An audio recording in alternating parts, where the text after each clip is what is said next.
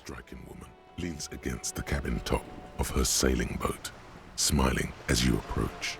Her green raincoat glistens with droplets. A silk scarf is tied around her throat. Good morning, officers. I'm Joyce. Joyce L. Messier. I represent the board of Wild Pines, the owners of the harbor. You gentlemen must be from the RCM. Ooh, so smart. Is it the uniforms that gave it away? Joyce L. What does the L stand for? Peyton, my maiden name. What gave us away? Joyce? Okay. Nothing, honestly. I've said it to every drunk in town, and you're the first one who's responded. Relax. She meant it in jest. I'm going to shake her hand. And it's going to be like the uncomfortable chair. I'm going to take -2 health damage because I shook her hand. And I'm going to get penalties to every roll. I'm glad to see you here. I was dispatched to handle a strike, not a lynching. Anything I can do to assist the RCM in this matter, I will. Gladly. That is good to hear, madame. My colleague will take the lead on this interview. I should let you know that he is recovering from an unusual medical episode. Very unusual. But I can assure you of his ultimate competency.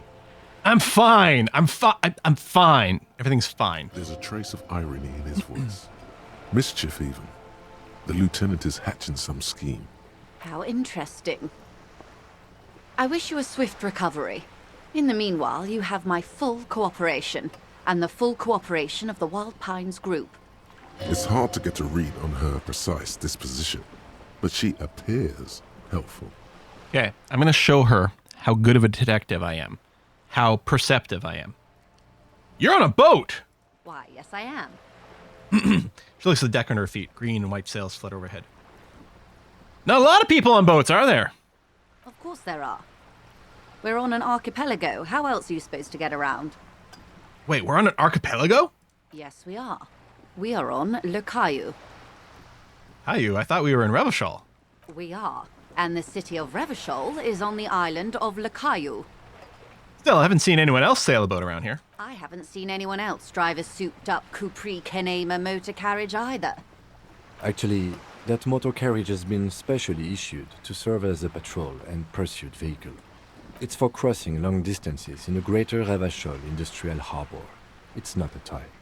Neither is this. A toy, I mean. It's a machine for crossing long distances in the Bay of Revachol, between the city and the islands.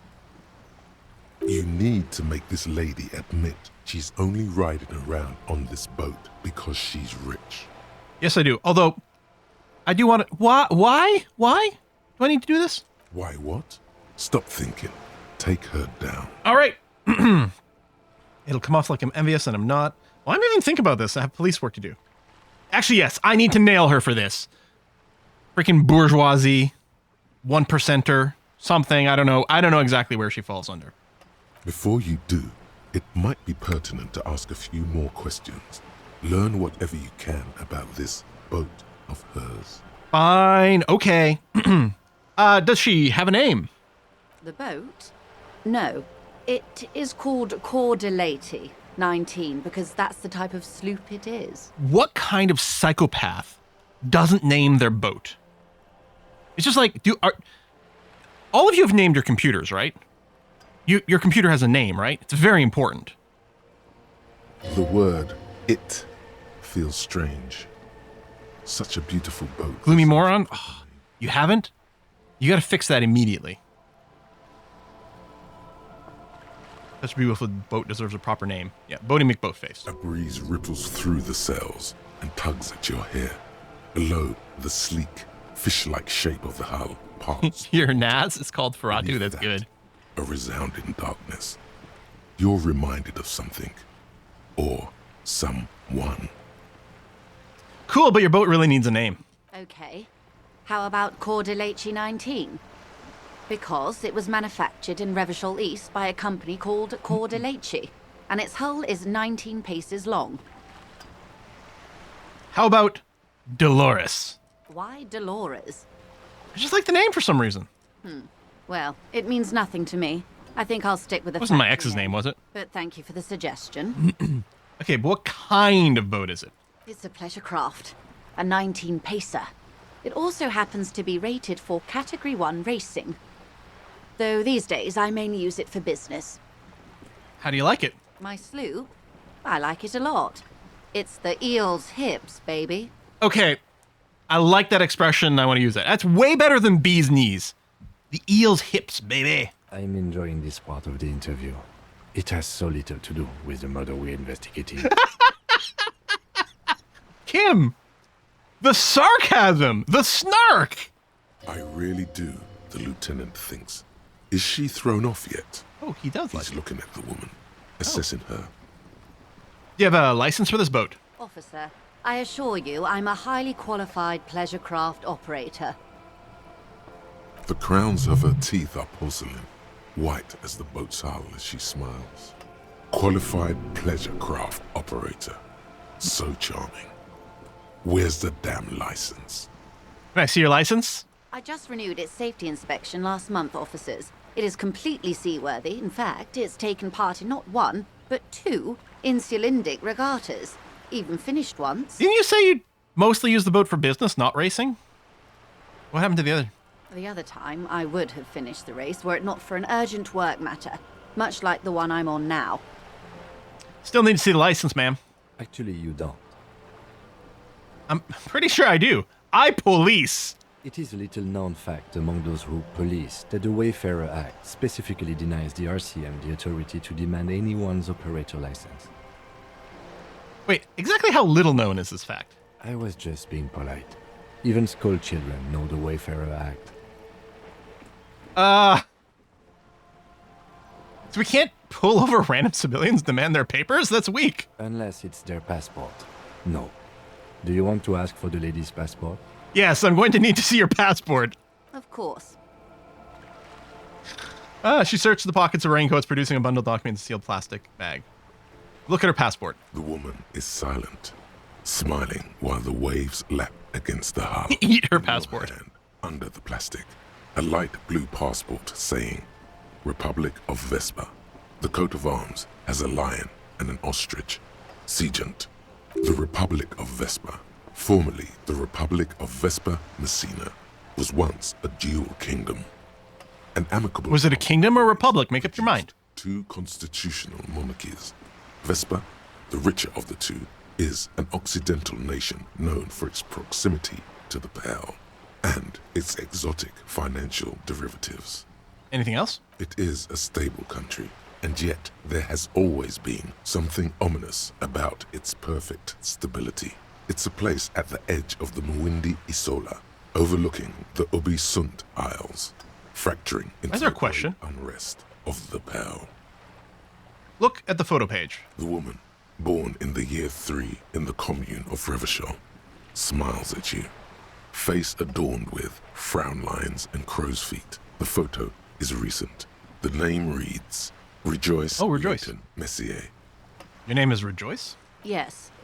But please don't call me that. Well, I'm totally going to call her this from now on. Why? Joyce is much more efficient. I mean, she's not wrong. She doesn't like it. Probably a bad memory. Mean girls at school or some ancient lover. So, Rejoice, you're from the Republic of Vesper. My husband is. I have dual citizenship. A Vespertine is handier when traveling. Everything appears to be in order. She nods and returns the plastic bag to her coat. All right, let's talk about the economics of this boat you're on. Go in for the kill. Oh my. The E word. You mean to say that it's a symbol of conspicuous consumption? That I'm a member of the ruling class? Exactly, Prossimundo, class wartime baby. No, you're siphoning off honest Revacholian tax revenue to shifty-eyes Vespertine financiers. Kind of like this. We do get bonus XP for the left wing option. I don't know if this is like left wing enough versus, class wartime. Is she siphoning off tax revenue?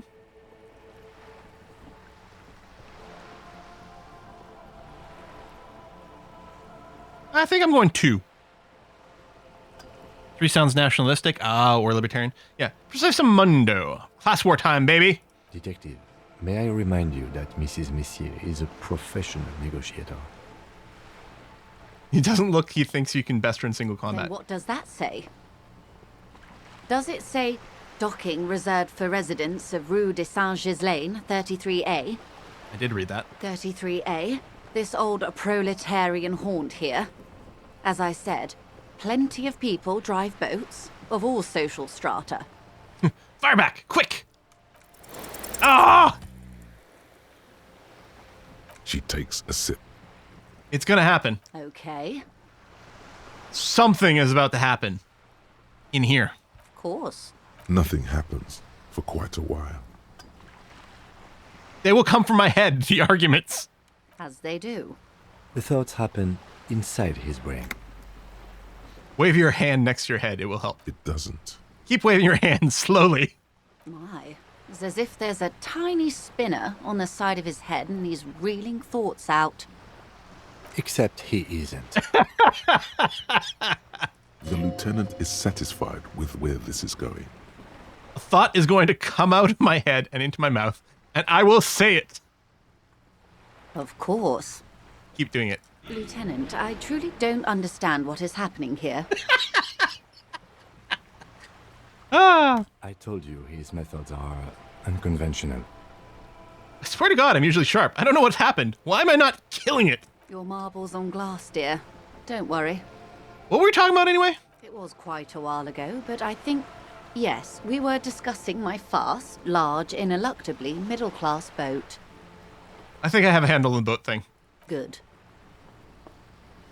Tell me about Wild Pines. What do you do? What we do.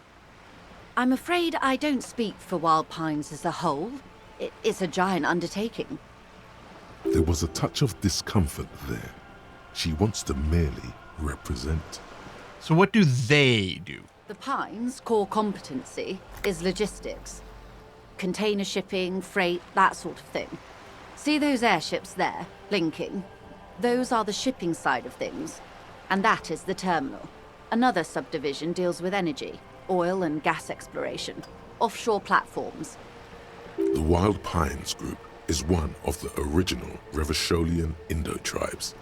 Companies awarded royal monopolies by the king, the suzerain himself, centuries ago.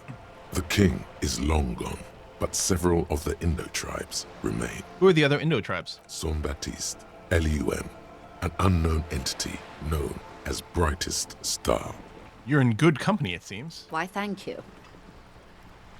She does not register the real meaning of that remark.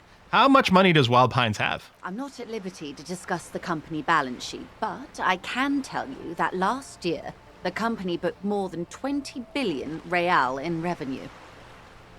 Yeah, oh, there's some confusion, I guess, about the middle class thing. I think because of this time setting, a middle class was quite a bit, like, richer in this scenario, or like early 1900s, yeah, England and those sorts of things, those terms and stuff like that. Middle class was relatively posh, not like rich, not nobility, not any of those things, but closer, well, rich enough, right, as opposed to working class. The term middle class has really shifted its meaning, especially in North America, from kind of where it came from. A billion? Failure? What exactly is a billion? I'm not familiar with this word billion. It's a number, officer. A big one. What is it made of? It's made of 1,000 millions. A million is made of 1,000 thousand. It's actually good clarification because in some places and sometimes a billion wasn't 1,000 million. It was a million million, what we now call a trillion. Took a little while to standardize, and even in other languages, it's still different. Like in French, it goes. I think there may be some shift there because of like, sort of. There's a word I'm looking for, but sort of like the influence of English and especially like American media and stuff like that. But like in French, I learned un million, un milliard, un billion, like in that order, right? Spanish doesn't have millions. There you go.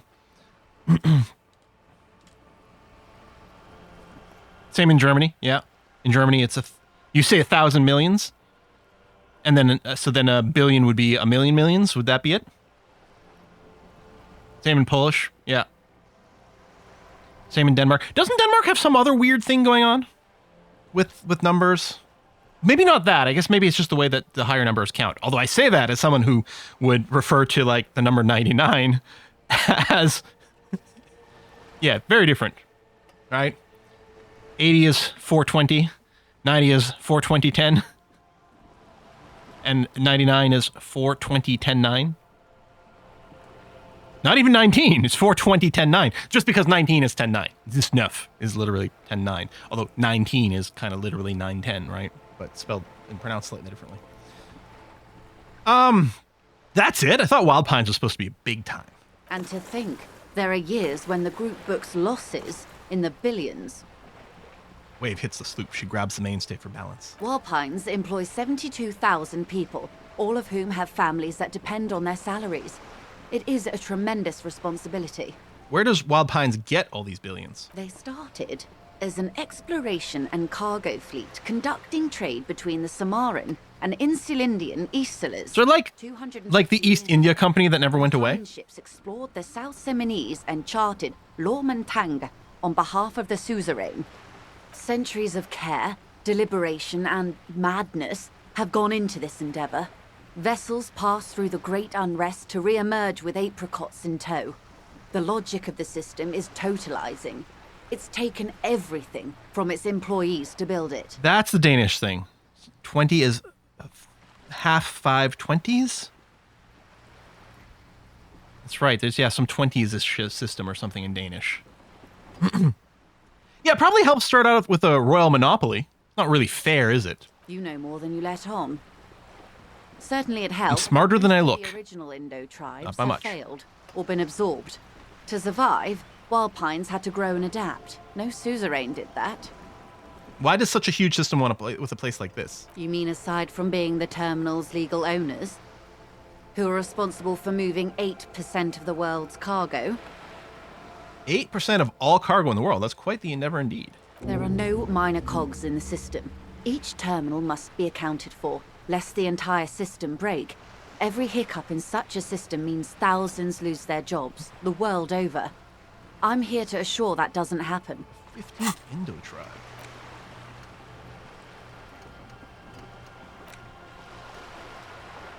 No penalties. Wild Pines, Feld, Couperies, Tricentennial, Villiers, La Salle, names of the revolutionary, or Revacholian Indo tribes spring into your head. Set loose the mention of Wild Pines. Royal monopolies, octopuses, and swordfish. Most of them now gone. But isn't there one missing? Wait, no, there were only 14. Then why do you feel like there's a 15th Indo tribe? I don't know if I'll internalize that thought, but it's interesting. With your help, hopefully, says her warm tone. What can you tell me about the strike? Everything. Right up to, but not including, trade secrets. Or dozen. What other language uses something strange like 12? Well, in French, you'd say douzaine. Right? Which makes sense because douze is the French word for 12.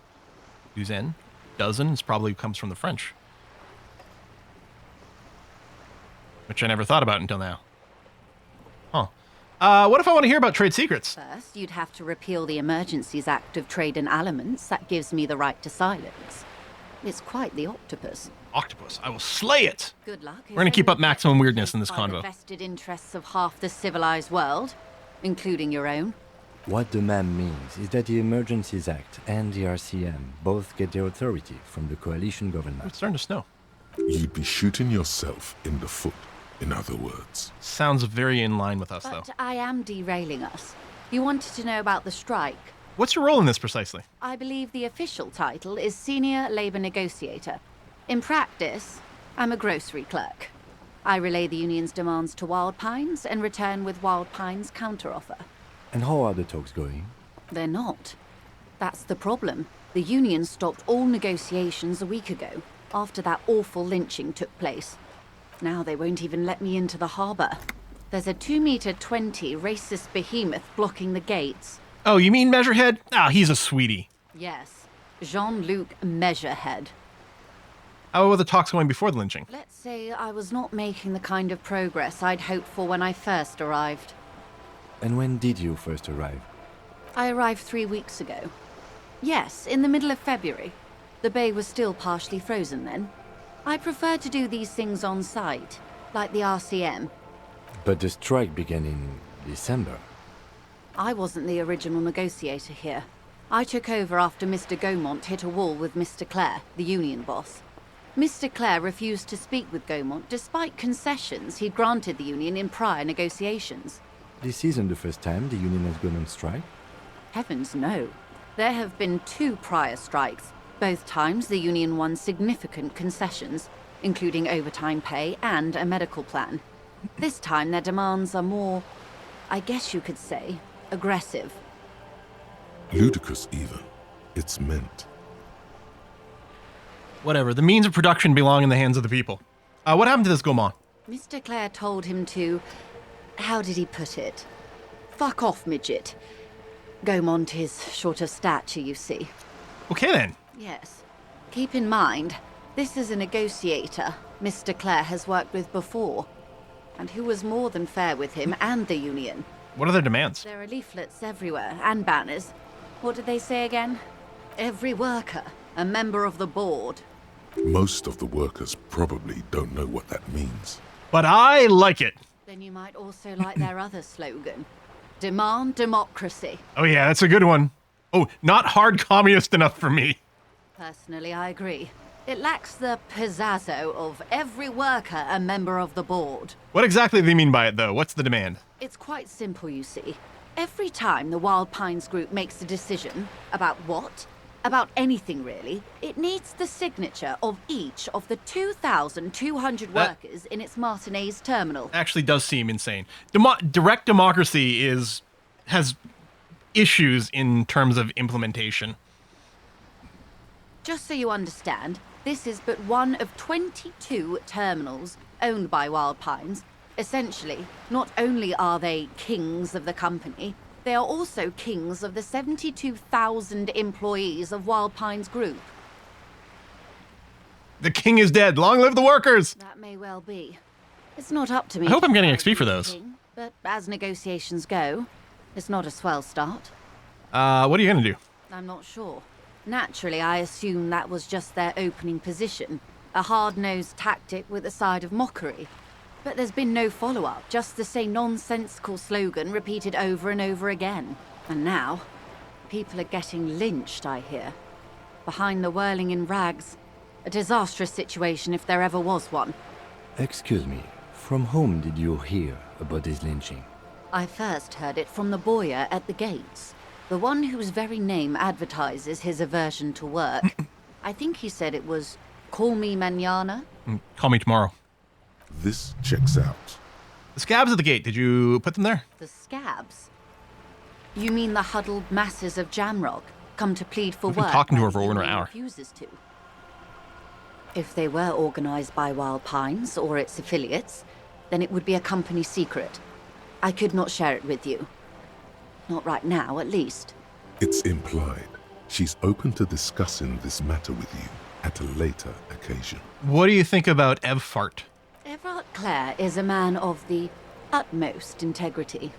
If you can say one thing about him, it's that he always puts the interests of the workers first. Really? Of course not. Everard is fantastically corrupt. Uh-huh. I imagine he has a thick, viscous goo where you and I have blood. That's Evfart, all right. He is the most corrupt individual I have ever seen, and I deal with men like him for a living. If there is anyone more venal, more irredeemably nepotistic, then it's his twin brother, Edgar. I remember hearing something about this Edgar. Have you seen him? No, not yet. Edgar looks exactly like his brother, except for that lazy eye. He also talks exactly like Everard does, and when one's term as foreman is up, the other takes over. It's how they circumvent the term limits, you see, with a funny little switcheroo. While in office, they've embezzled God knows how much of their workers. I gotta overthrow this punks. Having lived in Spain, mañana doesn't mean tomorrow, it means not today. What about the union itself outside the Brothers Clare? The Débardeurs Union was once a perfectly normal institution. 20 years ago, anyway. It must not have been easy to establish under the Emergency Act, but they did it. I can respect that. Organised labour at its best, as they say. Then something happened in the local chapter elections. The Brothers Clare came and transformed it into a... how do you say? A mob. The Débardeurs are a crime syndicate. Sad as it may be, we are forced to cooperate with them. Refreshingly honest, officer. The company has tried appeasing in the past, but I'm afraid our concessions have only emboldened Everard and his brother. And your opinion, Detective, if I may ask? I'm a curious and talkative person, you see. Would you say the Débardeurs Union is... Well, based on our decisions and what our character is building up to be, an effective advocate for the rights of local working men. Why do you think so? Yeah, Everett the Human Leech and Measurehead, this union sounds like Motley Crue. Sounds like all Revachel. I'm all Revachel too. No. Good labor men, can't fault them for a little corruption. Man, where's the answer of like, listen, I need to overthrow these Clare brothers and make the union into what it should be. Let's make the union great again. I'm guessing I'm going to go with 3. They're good labor men. Ha! A real man of the left. What else can I tell you about? One is implied sarcasm. I need the sarcasm tags. I also need them in real life in actual audio conversations because they don't always pick up on it. One more thing. You said something happened in the elections? I'm glad you asked. There was a woman, the previous forewoman of the union. She disappeared. Tell me more! Disappeared? Yes. On the last day of the local chapter elections, her daughter phoned in and said she wasn't running anymore. Or coming to work. Ever. End of story. I mean, 3, some kind of extortion probably, but I'm going to go with eerie. Downright haunting, if you ask me. The Wild Pines suspected foul play, but what could they do? It was a union matter. The point of the presentation is, these kinds of things happen around the Clares. Watch out when you're dealing with Also, it. they have very uncomfortable chairs. Thank you for your concern, ma'am. We'll be just fine. That's all I need here. Let's change the topic. Of course. How else can I help? By the way, I've talked to Ev Fart. You have. And how did you like Mr. Clare? I didn't. He's beautiful man, beautiful and just. Again, if we could get sarcasm tags around some of these things, it might be funny. Also sarcasm. He's a bloated rainbow socialist. Can do business with him for socialists who's reasonable. Not the champion I have chosen. I wish to swear fealty to you in the cause of capital. It's not important if I liked him doing his job. I'm just going to say, I didn't. Oh, come on now. He has his uses. How else would he have stayed in power all these years? Or wait, actually, corruption. That's how he's done it. Fantastic, Verm-like corruption. Verm. Reaching into the bowels of the earth. The position of my unusual colleague does not reflect official policy. I hope you understand. The RCM does not pick sides. But I do. Of course. And I don't expect you to share anything he told you with me. I'm not a corrupt Verm myself. However, if you felt like discussing something... Let's off them and put me in charge of the union. How could I stop you? Are we not human? Are we not curious to hear another person's take? So... Intellectually speaking, it would be quite interesting to hear what she has to say about these things. Yes, your disgusting necktie agrees completely. Let's Call yourself that. Mr. Evard is helping me find my gun. Jesus Christ, my character has no filter sometimes. Let's do it. Oh. That's so... helpful of him. The lieutenant looks at you, and you can swear his jaw muscle is Oh, true. Kim. It would have been...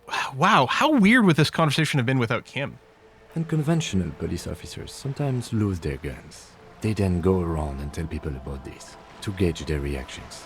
It's all part of detecting. Yes, and I'm a detective. Incredible. Simply incredible. And how is it going? Has this detecting produced a gun? I like how I can just say it again. Mr. Evard is helping me find my gun.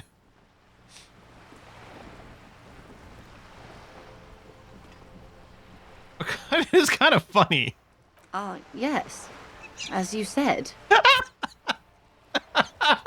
Please, don't get him in a loop. If he gets in a loop, it will last forever. Oh my god. Ask him to say something else, please. Because you can get in conversation loops in every game with a dialogue, basically. That's wrong. You don't get into loops. Of course. Thank you for the advice. I'm glad you were here to assist. So Your meta. other dealings with Everard are still of considerable interest to me. The lieutenant will be more lenient toward sharing those, hopefully. Oh, The lieutenant, And I convention. really can just get in the loop. Please don't get him in. that's right. of course. The lieutenant will be more lenient Ah. toward sharing those, hopefully. So I don't have anything else to discuss, Of unfortunately. course, Detective. Should something come up later down the road, don't be afraid to drop by for a chat. Until then, is there anything I can help you with? What can you tell me about this lynching? Quite a few things, I'm afraid. We're gonna end the stream after we're done all these conversations with Joyce here. The information I'm to share with you includes sensitive trade secrets. For the sake of my employer, I have to ask for your names and badge numbers. I know my name! Of course, ma'am. We should have introduced ourselves. I am Lieutenant Kitsuragi from Precinct 57. And this is my colleague from Precinct 41, Detective Dubois. I'm afraid Harry doesn't have his badge at the moment. I hope mine will suffice. God, it'll be so funny. On my next game, I'll like rush over here. Oh, and what happened to yours, Detective? I lost it like I lost my gun. Awkwardness washes over the conversation. The woman doesn't like this turn of events. Remember my partner told you I'd recently suffered from an unusual medical episode? My lost badge is related to it. I see. So, are you saying you lost your badge during the course of this episode? I could have eaten it for all I know. I don't remember anything. This world, this city, nothing. Or after a night of heavy drinking, I lost all memory of my life. Yes. These are all funny for their own reason.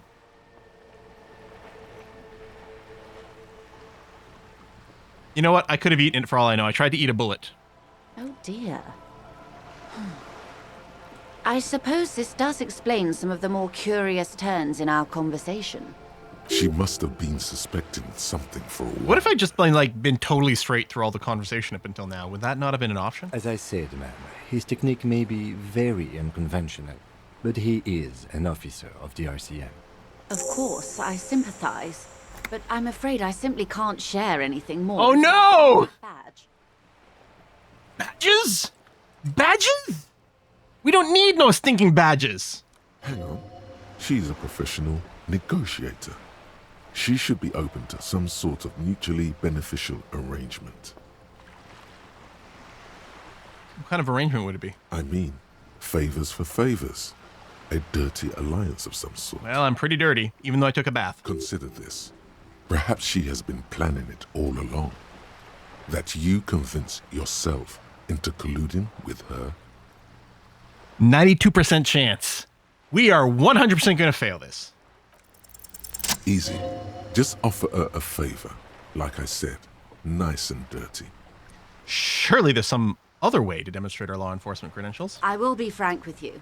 If I'm going to break protocol, I need to be able to justify it to my superiors. They're going to want to see something very tangible. You're in, but expect her to drive a hard bargain. Like what? Reports from inside Terminal B suggest it's a hub for the local drug trade. This like is drugs. an open secret in Martinez. The Union controls the terminal, so it goes to reason. The company has tried looking into this matter before, to no avail. Perhaps someone with your authority and resources might turn over the right stones. Or you can recover your badge. Though if I may be blunt with you, it sounds like that may be a lost cause. It's day 3. The bridge should be open. Detective, a word in private before we continue. Stop telling everyone you're missing your shit. Excuse me for a moment, madam.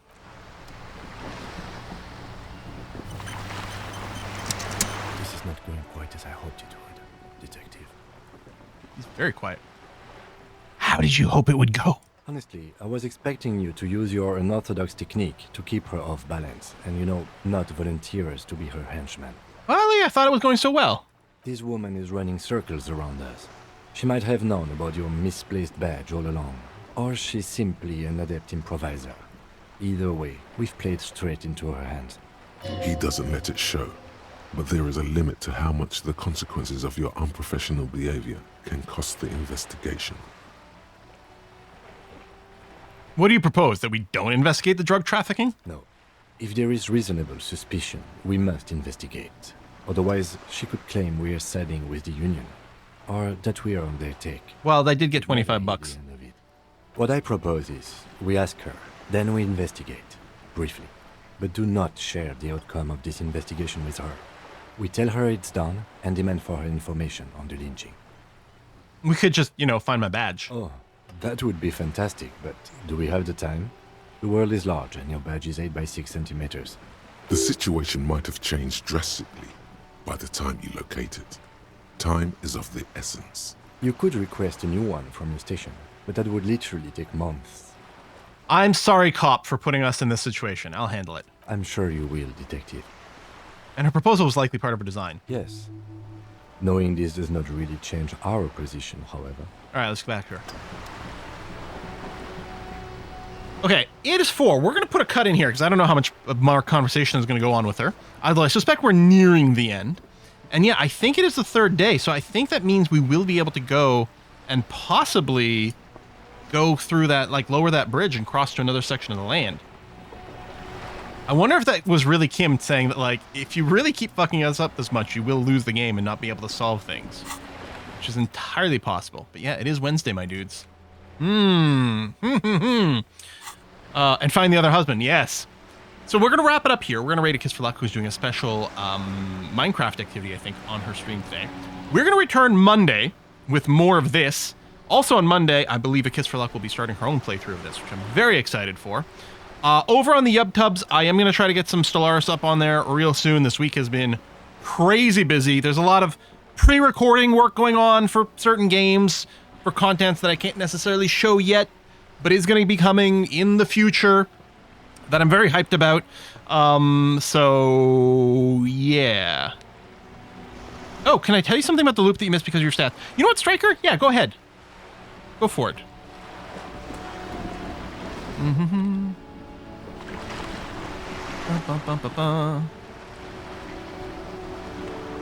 But we're going to start the raid on A Kiss for Luck right now. And yeah, we'll see everyone on Monday, but I will keep an eye on the chat for what Striker says here as we wrap this up. Thank you very much for watching, folks. I'll see you in a couple of days. Bye-bye. With low enough logic, you actually get stuck in a loop with your stats have to restart you, dealing damage to you. Oh, that's funny.